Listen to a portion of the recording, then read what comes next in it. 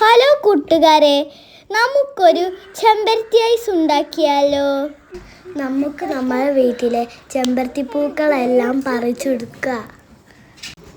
ചുവന്ന ചെമ്പരത്തിയേ എടുക്കാവൂ. ഞങ്ങളെ വീട്ടിൽ ചുവന്ന ചെമ്പരത്തി ഇത്തിരിയേ ഉള്ളൂ. ഞങ്ങൾ അതുകൊണ്ട് പിങ്കും ഓറഞ്ചും ചെമ്പരത്തി പറിച്ചു. ചെമ്പരത്തിൻ്റെ ഇതളുകൾ ഓരോന്നായിട്ട് ഒരു പാത്രത്തിലോട്ട് ഇടണം. ഞങ്ങളിത് കഴിഞ്ഞ അവധിക്കാലത്ത് ഉണ്ടാക്കിയതാണ്. നല്ല രുചിയുണ്ടായിരുന്നു. ഞങ്ങൾ വിചാരിച്ചു നിങ്ങൾക്കും കൂടി പറഞ്ഞു തരാമല്ലോ എന്ന്. ഞാനും എൻ്റെ അനിയത്തി റൂമിയും എൻ്റെ കസിൻ റൂഹിയും ഞങ്ങളെ വീടിൻ്റെ അടുത്തുള്ള ഇസത്ത് പറ കുട്ടിയും കൂടിയാണ് ഈ റെസിപ്പി ഉണ്ടാക്കിയത്. നല്ല ഫണ്ണായിരുന്നു.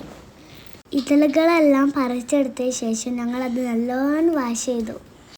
അതിനുശേഷം ഞങ്ങൾ 2 ഗ്ലാസ് വെള്ളം ഒഴിച്ചു. എന്നിട്ട് അത് അടുപ്പിൽ വെച്ച് ചൂടാക്കി. ചൂടായപ്പോൾ ചെമ്പരത്തിയുടെ നിറങ്ങളെല്ലാം പോയി.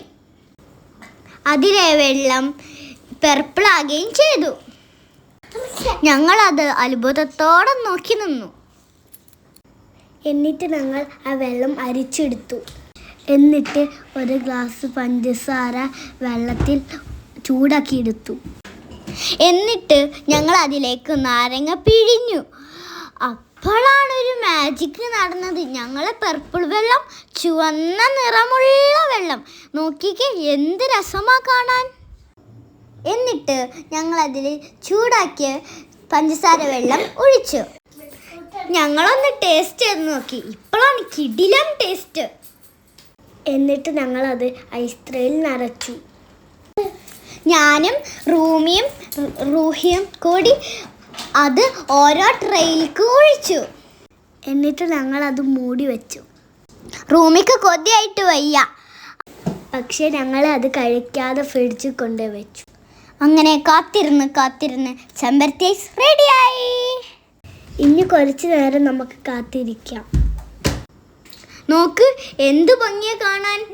ഞാനും ആമിയും റൂഹിയും ഞങ്ങളെ അനിയന്മാരും ഐസ്ക്രീം ആസ്വദിച്ച് കഴിച്ചു. നല്ല ടേസ്റ്റി ആയിരുന്നു. എല്ലാവരും അടിപൊളി ആയിട്ടുണ്ടെന്ന് പറഞ്ഞു. നിങ്ങളും വീട്ടിലുണ്ടാക്കണേ കൂട്ടുകാരെ.